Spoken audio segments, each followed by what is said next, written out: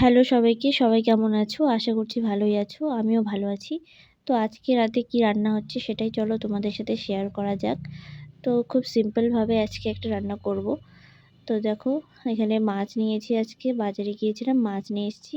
সে মাছটা ভালো করে ধুয়ে নিয়েছি। এবার ওর মধ্যে লবণ আর হলুদ দিয়ে মাছটাকে ভালো করে মাখিয়ে 2 মিনিট রেখে দিয়েছিলাম।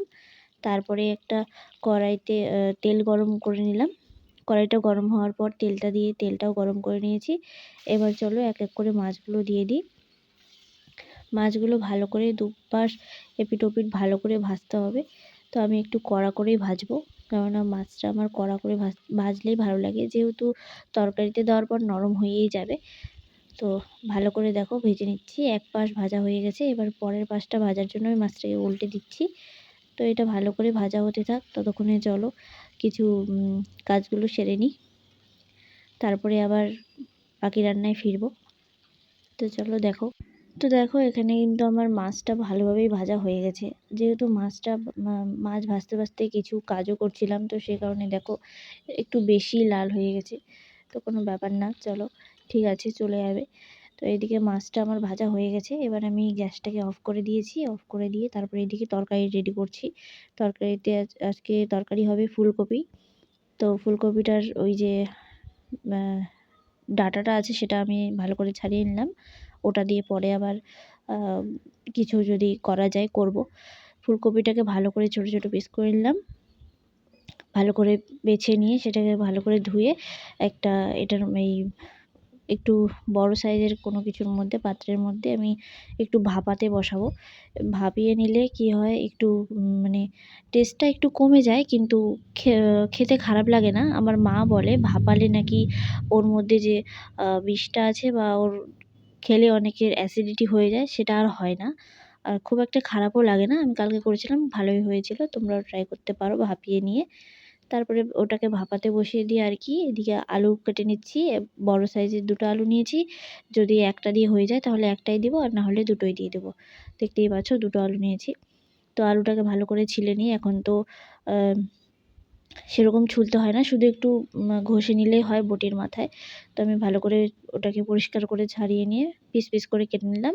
তারপরে মশলার জন্য আমি সব কিছু রেডি করছি। এখানে নিলাম আমি আদা, 2টো বড় সাইজের পেঁয়াজ, আর বাকি যা লাগে সব তো ওটা মিক্সিতেই দিয়ে দেবো। তারপরে ওটার খোসা টোসা সব ছাড়িয়ে নিয়ে ওটাও ধুয়ে নিয়েছি। এবার দেখো এদিকে ফুলকপিটা আমার ভাপানো একদম হয়ে গেছে। আলুগুলোও দিয়ে দিয়েছি সাথে, তাহলে রান্নাটা একটু তাড়াতাড়ি হবে। তো দেখো এখানে ফুলকপিটা তারপরে ওই মাছের তেলটার মধ্যে আমি দিয়ে দিলাম ভাজার জন্য ফুলকপি আর আলুটাকে। তারপরে একটু লবণ আর একটু হলুদ দিয়ে ভালো করে ভেজে নিলাম। লাল হয়ে গেছে ভেজে নেওয়ার পর, তারপরে এখানে একটু মিডিলে ফাঁকা করে এখানে সামান্য একটু তেল দিয়ে দিব আমি একটা ছোট সাইজের কুচি করা টমেটো।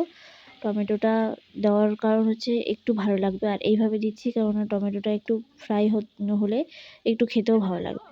তো ওইভাবে টমেটোটা দিয়ে দিলাম। যেহেতু ফুলকপিটা ভাজা হয়ে গেছে, আগেই দিতে হতো, আমার মানে মনে ছিল না। তো আমি পরেই দিলাম, এইভাবেই দিয়ে দিলাম। তো এবার টমেটোটা একটু হালকা নরম হয়ে আসলে তারপরে দিয়ে দেবো আমি মশলা। মশলার জন্য আমি বেশি কিছু না, শুকনো লঙ্কা, আদা, একটা বড় সাইজের পেঁয়াজ আর একটু জিরা এসবই নিয়েছি, আর কিছু না, নর্মাল যেটা লাগে।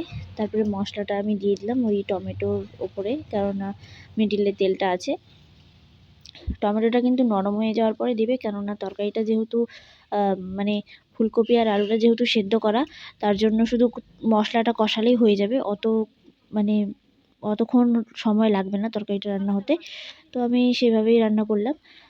এখানে সব কিছু দিয়ে তারপরে একটু কষিয়ে নিলাম, আর ওই মিক্সির যে জলটা ছিল ওটাও একটু দিয়ে দিলাম, তাহলে আর একটু ভালোভাবে মানে টমেটোটা সিদ্ধ হয়ে যাবে জলটার জন্য। তারপরে ভালোভাবে কিছুক্ষণ কষিয়ে নিয়ে তারপরে দিয়ে দিচ্ছি ঝোলের জন্য জল। তো এখানে বুঝতে পারছো না হয়তো কতটা আমি কষালাম, কিন্তু আমি কষিয়েছি যতটুকু কষানোর। তারপরে দিয়ে দিচ্ছি এখানে ঝোলের জন্য জল। একটু জলটা বেশি দিব, যেহেতু মাছটা আমি কড়া করে ভেজেছি, তো মাছটা একটু জলটা টানবে। তারপরে দেখো ঝোলটা একটু সামান্য একটু মানে সাইড দিয়ে ফুটে আসলে দিয়ে দিব আমি ভাজা মাছগুলো দিয়ে দিচ্ছি। আর মাথাগুলো দিব না, মাথাগুলো আমি এমনি রাখলাম, মাথাগুলো এমনি খাওয়া যাবে।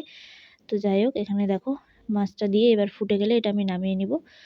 লবণ দিয়েছিলাম, সেটা ক্লিপটা নেওয়া হয়নি। তো তোমাদের আমার রান্না এখানেই শেষ। তোমাদের কেমন লাগলো অবশ্যই জানিও। ভালো লাগলে একটা করে লাইক করে দিও, চ্যানেলটাকে সাবস্ক্রাইব করে পাশে থাকো। দেখা হচ্ছে পরের একটা রান্নার সঙ্গে।